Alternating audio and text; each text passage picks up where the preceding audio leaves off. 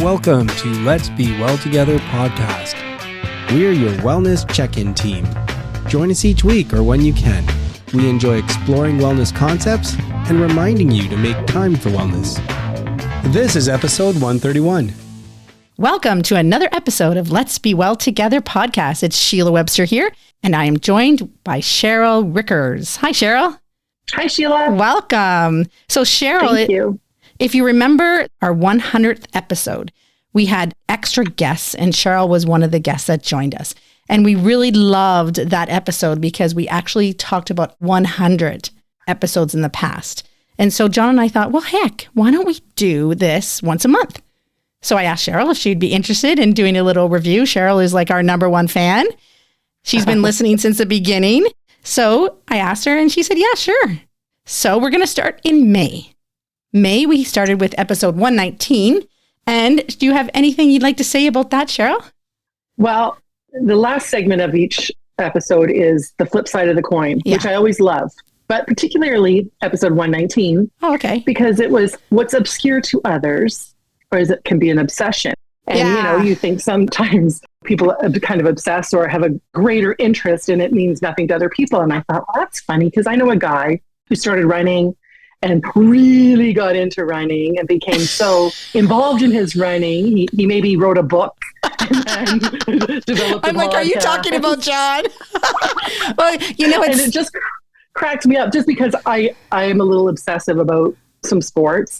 And I think it unites people. It brings people together if you can agree on a common thing. So when John meets other runners, like when you guys were in Prague, did he meet up with someone and that had read the book and he ran with them? And he was like lit up by that. So I just thought it's funny. Mm-hmm. It is strange when you are not relating to what the other person is obsessed with. Mm-hmm. But when you are, it's exciting. And I just thought it was funny because John is, very lit up about it. He is. It's really funny. But another part of that is that your husband is also a marathon runner, half marathon. Mm-hmm. He did that way before John. And so and I knew you way before John started running. You would talk about his marathons and how you'd have to go and you were afraid he wasn't going to survive or, all these things. And I could not relate at all. I didn't really understand, what's the big deal, right? I didn't really know anything. And now I can totally relate to you and everything you were talking about. And I was like, oh, wow. Yep. Mother's Day, loading 3 young kids into the truck, go downtown Toronto for the Toronto Marathon. Yeah. It was great, those early days. That sounds great. Yeah, no, it was really interesting. Yeah, on Mother's Day and Father's Day. That is really funny. I just thought that struck me as funny that he brought that up, that it was the obsession and, for sure. I really enjoyed the interview that week at 119. It was Andrea Lee, which we've heard before. She is a personal trainer. But this time she was talking about all of the different types of personal training that she's had to adapt, mainly because of COVID. And it just blew my mind that there were all these options because time is an issue. And also, I do really like being forced to go to a class because it forces me to go. And being amongst other people kind of pushes you a little harder. But she was saying that she does these personal training classes online where she will set it up and then you just do it whenever you want. And then you check in later. Or you can join a class. All these different, I was like, this is really cool. And I just thought the way the world is changing just blows my mind. Yeah. So that was probably my takeaway for 119. Excellent. Let's go to 120. I loved the interview on 120 with Rachel Runge. Yeah. Who, developing and not comparing yourself to others, which I don't want to go to a gym because I am like, that I would get stuck in that. Yeah, me too. Comparing myself to others. And it's particularly where she goes, Orange Theory, to me is very small, boutique, terrifying, because if you're not well on your fitness journey, I feel like you don't want to start there. But she wasn't into her fitness journey and really had a great experience there. And when that episode aired was about a month after my daughter was hired as a coach at Orange Theory. Cool. So I was really interested in learning more about it. And I did like the not comparing yourself to others and just how everybody cheered each other on. And when you see other people getting splat points, you're just as excited as when you get them. And it's hard even as adults to not get into that, how fast are they going? You think, at some point you get over that, your ego, but I don't think we do. I hope we do. Because I feel like everyone is kind of on their own journey and has their own injuries and, is dealing with their own stuff. So, you're just kind of like, go girl. But for me, I really enjoyed the music one. So Cameron, for Starving Artist, talked about his awesome teaching moment. And I really related to that because that has happened to me a few times where someone will come and they'll tell you something that they got from your teaching. So I was like, oh my gosh, that is amazing. And even with children, an awesome child moment that they've learned something. So I really enjoyed that too. Yeah. When I was actually listening to 119 about what's on your mind part about people that have inspired you along the way, yes. I did think about you and Elise and how many children you inspired and continue as adults to still connect with students and differences that you made along the way. Yeah. Oh, that's nice. Yeah. I thought that was interesting too. Okay. Now let's go to 121. Well, what do we have here? I think we both agree on what was the most exciting part of 121. I wasn't sure what you were going to say, but yes. Oh. 121, you're probably mentioning the flip side. We are going to be grandparents. So this actually shocked me. Did it shock you? Yeah. It did at first. And then I was like, of course, I can't see Elise not being a parent. No, I can't see it either, but it's been a long time coming. Yeah, but I am shocked it's a boy. I just pictured this little dancer. Not that boys aren't dancers, but I just pictured a little ballerina. And not only that, Elise is just such a girly girl, right? Mm-hmm, so, it's funny because Elise and our friend Kim, they kind of have the similar experiences, right? Like Kim didn't have kids until she was older, right? Yeah. And then she had a boy first and then a girl. So maybe Elise will have a boy then a girl. I don't know. But anyway, so yes, that was exciting. Very exciting. Yeah. I liked what's on your mind. They talked about to be creative means to be in love with life. And I thought, oh, that's really interesting. Mm-hmm. I never thought about it that way, but I was like, yeah, I guess if you're creative, you're creating things from life experiences or from the nature or from what you see. I thought that was really interesting. Your creativity will be an expression of that love of life, whether it be dance or paint or whatever you're loving at the moment. Yeah. And of course, the interview was on biking, which I have a passion for. I love to bike everywhere and anywhere. So I thought his safety rules were quite interesting because I am on the road driving a lot. So I'm dealing with bikes a lot that way, but I'm also biking on the road a lot. So you'll be glad to know that I actually bought a helmet. Oh, well, of course you did. No, you didn't have one? No, I did not. I don't like the feeling of the helmets that I've worn. So John has been trying to talk me into getting a helmet, right? And adults in the Kitchener-Waterloo area, I think it might be all of Ontario, actually. They don't have to wear helmets. Adults do not have to wear helmets. Yeah. So John was like, let's go and try some helmets on. And so I found one I like. So I'm wearing a helmet. So that's good. Good for you. Yeah, good for me. And the last Inspiring others along the way. I'm hoping. And the last one for the month of May was 122. And the What's on Your Mind was Julie interviewing Elise on the castle. And I thought it was very tame, like the experiences that she was talking about. And I was like, Elise, oh my God, there was so many things that happened when she was at the castle. It was absolutely crazy. But the one thing she didn't mention, it was funny. So at Christmas, they came home at Christmas time and I had to pick her up, but I had to also be at the studio. So I had a very short window. So I get to the airport and I'm like waiting for this airplane. I didn't even want to park my car because I had to go and get to the studio. And Elise, I surprised her by telling her that she also had to teach because one of the teachers was not there. So not only did Elise fly home from the castle, but all the other parents had flowers and balloons and cards and everything. And I'm like, Elise, let's go. And I just grabbed her and ran to the car. And then I'm like, okay, you're going to teach this and this. And I felt so bad. But that was her. She doesn't skip a beat. That's awesome. She'll keep moving. But Yeah, so I felt bad that all these other parents are like, yay, welcome home. And I'm like, great, I need you. Let's go. Let's go. What about you? What did you remember about The 122? one that I liked was in Move the Body, talking about processed food being a drug and not food. Yeah. And truly, like, I was just reading something the other day, and it was like, there is no such thing as junk food. There is junk, or there is food. Interesting.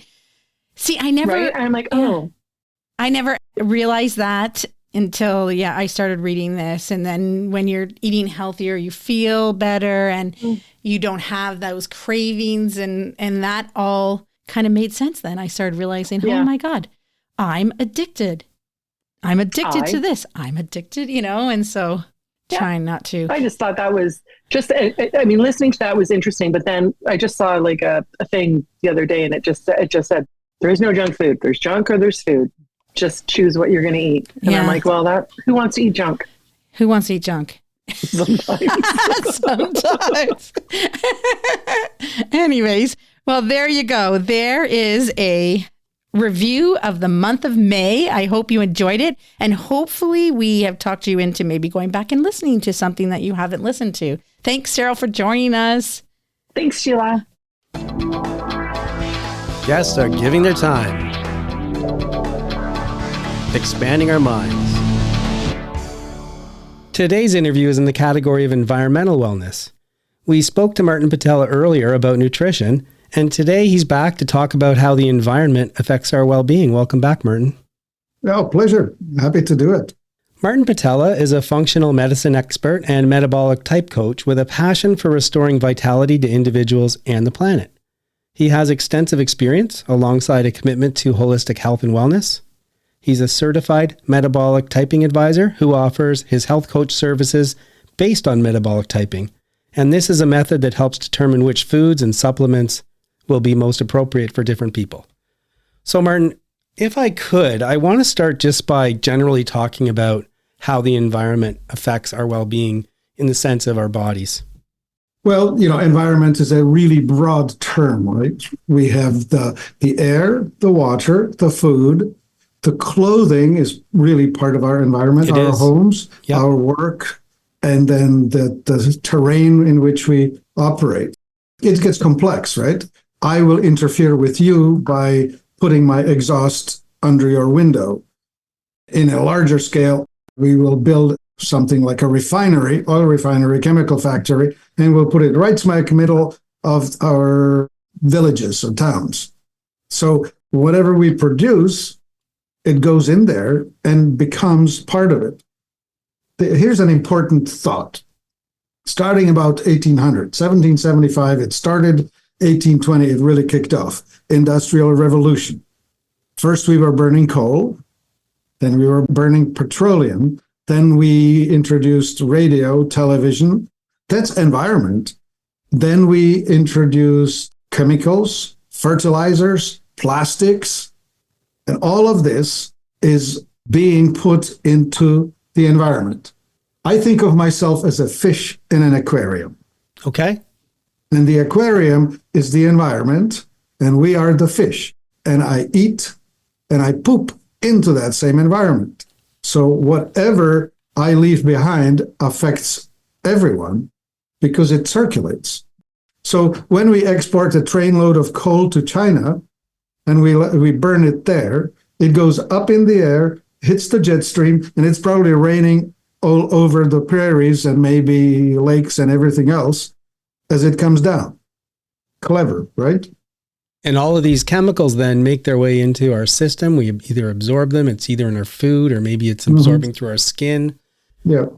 So witness to that, we have this rising level of autoimmune diseases and inflammation diseases. Chronic degenerative inflammatory disease is on the rise. In the 50s, it was 2 to 3% of population. It's been rising steady. It's about 20% of the population now has an inflammatory disease. They have names like itis, otis, whatever. Diabetes, obesity, arthritis, vasculitis, cardiovascular, whatever. And Cancer is an inflammatory disease too. why do you call them inflammatory disease? What's the connection to inflammatory? When the body tries to repair itself, it starts a process called inflammation. So if you do a typical physical injury, like roll your ankle, you tear some tissue, you spill some whatever, your ankle will swell. Well, there are 5 symptoms to inflammation, and the inflammation is brought on by the body in its effort to repair itself. And the symptoms are redness, heat, swelling, pain, and loss of function. So in an ankle, you see it. It's red, it's swollen, it's painful, and you can't walk on it. You've lost function. If you have that internally, that's like 1,000 little pins or hammers hitting a lot of cells in micro injuries, but a lot of it.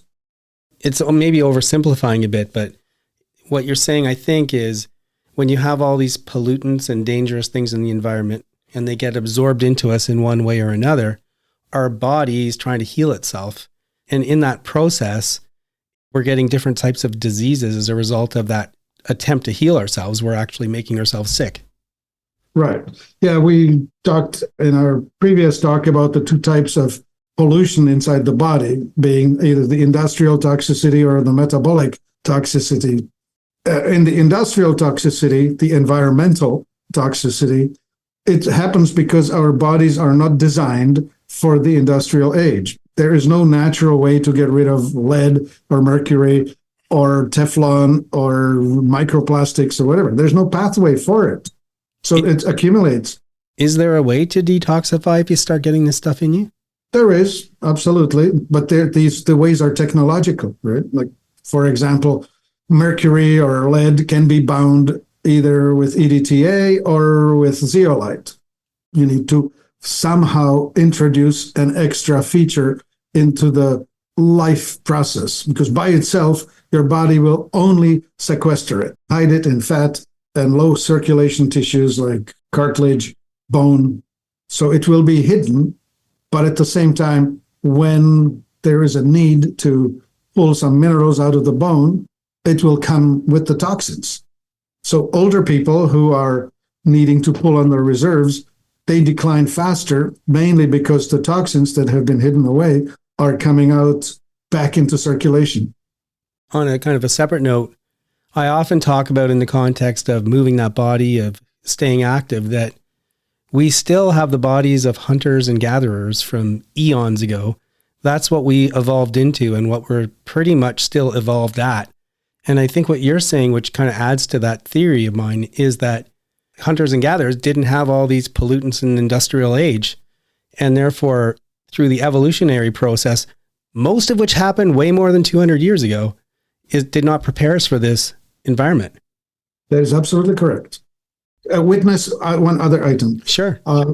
EMF, electromagnetic frequencies, the waves, right?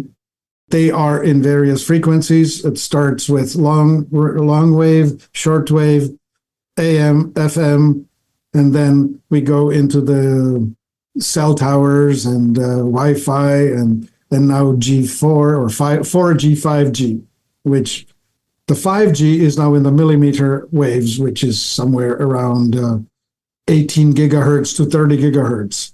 4G is somewhere around 5 gigahertz in frequency. There's this concept called voltage-gated calcium channels. I think I said it right. Dr. Martin Pall has researched it and introduced it. Pall is spelled P-A-L-L. He talks about how when you're inside of a radiation field, your cells will be picking up the radiation, pushing voltage, and thereby releasing calcium. Calcium happens to be signaling molecule for fight or flight. Magnesium is the opposite side, rest and repair. Sympathetic and parasympathetic branches of the autonomic nervous system. So when you hit the fight-flight, well, you're nervous and your blood pressure goes up, your digestion shuts down, all the stuff that you need to do to preserve your well-being, or no, preserve your existence. Recently, we talked about an article just on a different part of the show about the importance of sleep and how you're supposed to get a certain amount of sleep per night, 7 to 9 hours at least, in order to have the impact of the parasympathetic. And I hadn't heard that concept before, but the idea is sympathetic is kind of fight. You're always like, oh no, what's going to happen? You're awake and you're alert and you're wondering what's going to come at you, and you don't really have time for that break. But if you get enough sleep, you get that parasympathetic effect where you can relax, rest, and repair. This might sound like a silly question, but based on what you're saying, is if we're surrounded by all these waves and we're sleeping, could that have an impact on whether we're getting that parasympathetic effect? It is. And you find a lot of people who wake up unrested and unrepaired and aging faster than you would otherwise expect it. Okay. And now, just before we started, you were talking about something going on in Sarnia, which is kind of an example. So Sarnia, for people listening from out of the country, is a city in Ontario. And you mentioned that there's something going on there that kind of gives the example of how environment impacts people. Yeah. Well, there's been a chemical factory, refinery. The company name has the word styrofoam in it. So perhaps they are making styrofoam. I don't know enough about them. But what has become obvious is that they have been releasing benzene, which is a known carcinogen. And the level is supposed to be 4 parts per million or something like that, or 4 parts per billion in the air. And they were hitting 200 and 2,000. The people that live nearby, which happens to be a reservation, what do we call these people now? Aborigines? Not indigenous. Really. So the point is this. The people there are being poisoned, and they protested, and they took it to the government, and the government said finally to the factory, you have to clean up your act. Then the company didn't react fast enough, so then they got ordered, well, you're going to have to shut it down, at least temporarily until you fix the problem. And their response was, well, we're actually going to shut it down permanently in 2 years. We're out of here. Where should we go from here? Actually, we're toward the end.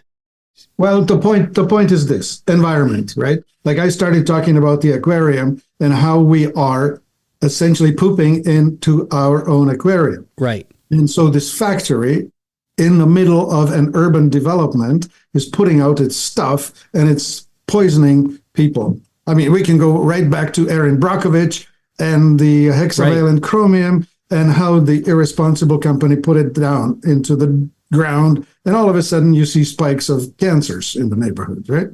Like that. Yeah, it's just so important for us to take care of our planet. And it's nice to have people like you out there trying to protect it. Well, we need to really be aware, and we need to actually live our lives holding the people that are irresponsible to account. Thanks for litigation lawyers like you. Maybe you'll take up a cause and run with something that's worth running with, which is there are 2 types of people, givers and takers. Plunderers are the type that will come in and treat the resources as if they were theirs, and they will take away the spoils and externalize the damage. And that is what needs to stop. We all collectively have to demand complete life of every product. Like when you put tires on your car, what's going to happen with the tires when they're finished on your car? There is a price to be paid. When the manufacturer sells you a car, they don't usually care about what happens to the carcass. Somebody else will have to take care of it. Well, I would like to see us holding each other collectively and individually responsible for the full cycle of everything we do. Otherwise, the environment's going to end up being so toxic that the life will probably fail. Yeah, it's a different spin on a holistic approach to things too. We're thinking about the whole life cycle of every product that we manufacture. Yeah, the ultimate holistic. I love that. We're at the end of the interview. You know, from the last time, there's a question we ask every guest. So I'm going to hitch up on it again. We ask the question in a context where we all have areas of wellness that are important to us, but not enough time to focus on all of them at any given time. So we do our mini wellness check-in. So how about today, Martin? Are you currently neglecting an area of wellness in your life? And if so, can you think of even one thing you could do to foster wellness in that area? It's interesting. I'm just looking at the wheel. It has the word social on it. I spend whole day talking to interesting people on screen, probably, or on the phone. And my domestic social is limited because I'm pretty much all talked out by the time the day is over, and I'm just ready to shut it down. So I have a very small circle of my wife and my grandchildren and my children. I should probably extend my network because even though it's huge worldwide, my domestic network is somewhat small.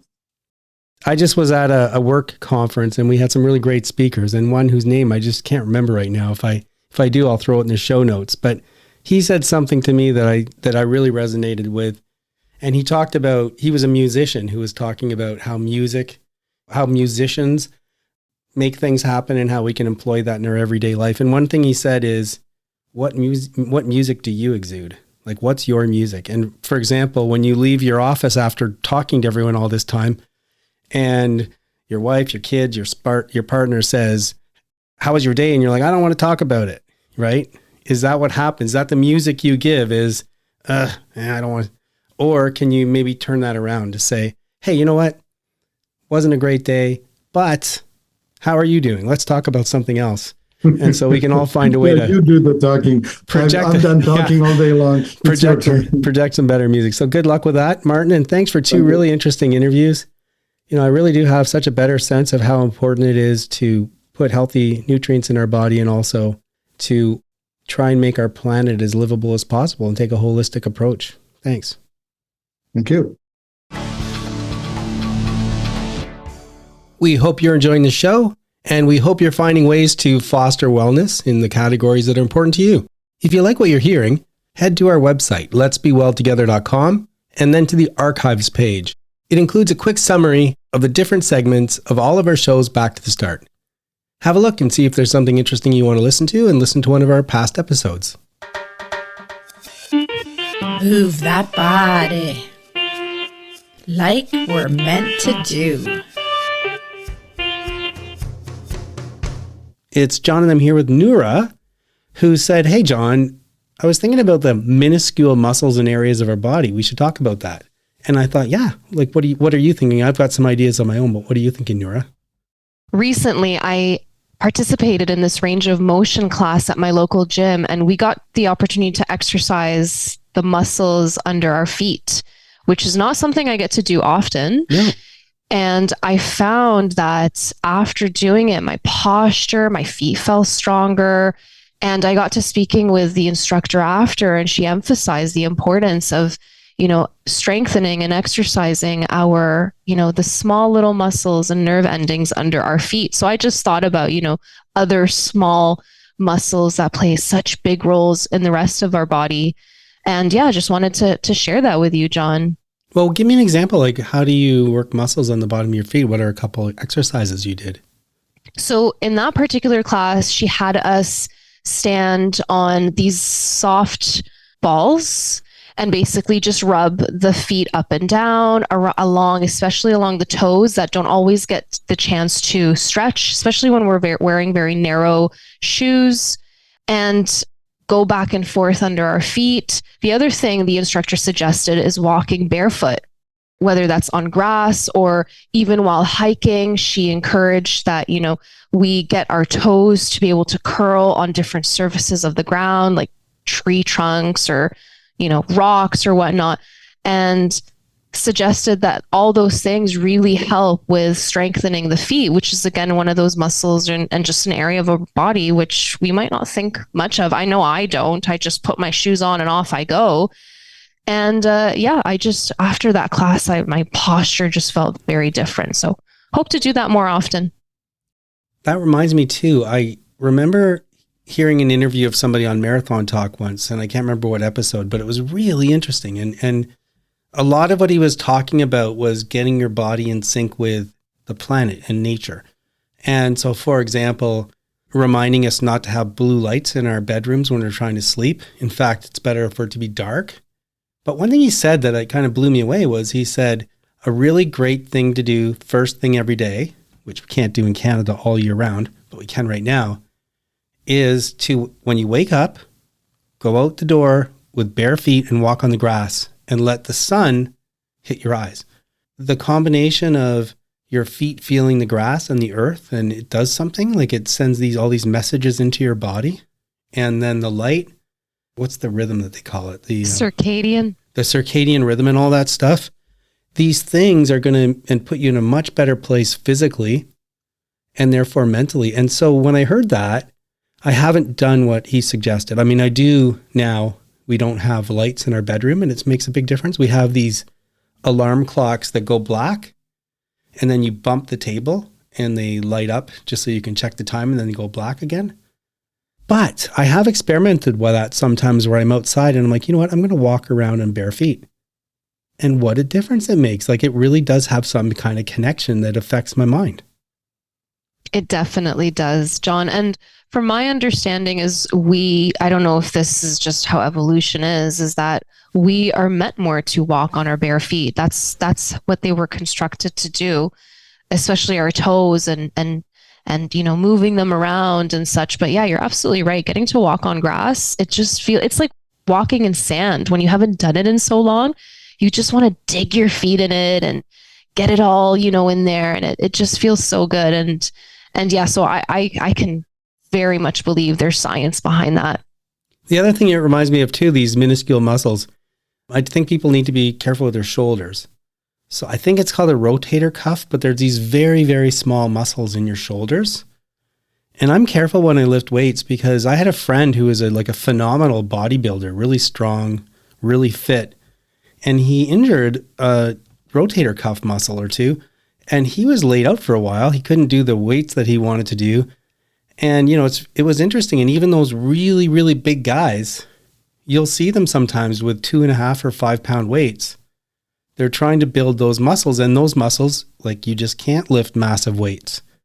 So yeah, you do need to think about the little muscles in your body too, and be alert to them. But that sounds really interesting with the feet thing. Yes. I think just even stretching in general, John, I find myself when I, get right into my workouts, just right away into the workouts, and we forget even just stretching and again, taking into consideration all the small little muscles that support these big muscles that we have. But yeah, it is very important. And, I'm sure it would, it would decrease a lot of injuries, but yeah, it's one of those things we don't think much about until, unfortunately, when they're injured or when we get the opportunity to do it. Well, it was going so swimmingly, and you had to mention stretching. Thanks a lot, Noura, because I'm so bad at that. Okay, I will do more stretching. I will try. One of these years, we'll see. I'm right there with you, John.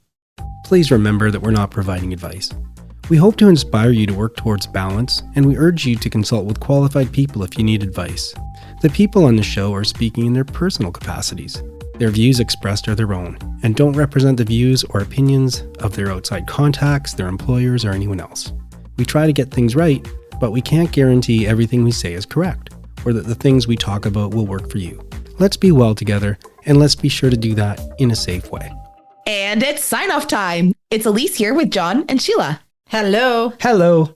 We had another lovely summer week. We spent a lot of time outside. We went to the beach, and we really enjoyed the beautiful water. The water's been really warm, which is both amazing and a little worrying. Yeah, it was. But we had a lovely visit with both of you up here in Owen Sound. So it's great to host you both here. Yeah, and it was lovely to be there and to swim in the lake. How nice was that? Yeah. How about you, Sheila? What do you have going on? Well, I would like to start a new little segment called The Adventures of Sheila, I think I should. Okay. Because this week, John and I went to Home Depot. We had to buy a storage shelf because John is rearranging our storage. So I had 2 things. I put one on the top of the car and one on the side.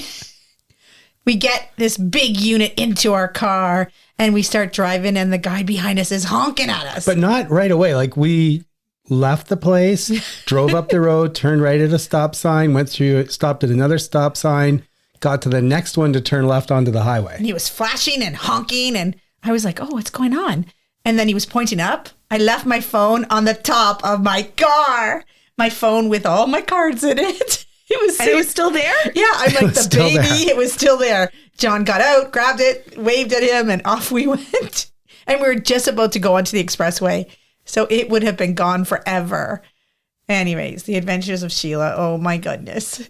But there's nice people out there. That's what I took from it. I said, yes, I'm an idiot, but there's some nice people still out there. So thank you, person who got my phone off my car, who at least noticed.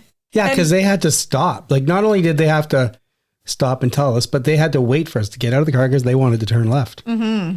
Get out of the car, get the phone, get back in. But they were nice. Yeah, you have to notice what other people are doing. You have to care and then give it the time. So yeah, it was funny. There you go. The adventures of Sheila. And what about you, John? I'm going to talk about 3 areas of wellness and things that happened. First of all, environmental. After months of experimenting to see if I could get down to 1 car, using the bus, walking and all that stuff, we officially did it. Oh, shoot, that reminds me. I got to call the insurance and tell them we don't need it anymore. So we are now a 1-car family instead of a 2-car family. So that's for the environment. For the mental health, it's really been stressing me out for a long time. My back room, bunch of boxes piled on top of each other, not knowing what's in them, what's under them, if there's problems with it. And so finally I got that done and have a nice shelf in place and things are going back in order. So that's a stress relief. And lastly, physical. This is strange, but I am now running with a Tilly hat. And for people who don't know what that is, it's like a full brim hat. But I'm trying to keep out of the sun, keep my skin safer. And so I'm that guy now who's out there running with a kind of a weird looking hat, but I'm taking care of the physical health. So lots of good stuff happening this week. I feel pretty good. Excellent. Me too. Okay, well, that's a nice note to end it on. We hope you enjoyed the show and we hope to see you again next week. Thanks for joining us. That is it for today's show. Please try and make wellness a priority. You deserve it. If you feel the need to talk to someone or ask for help, please do that. Accept yourself for the person you are. So long. Adieu. Auf Wiedersehen. Goodbye.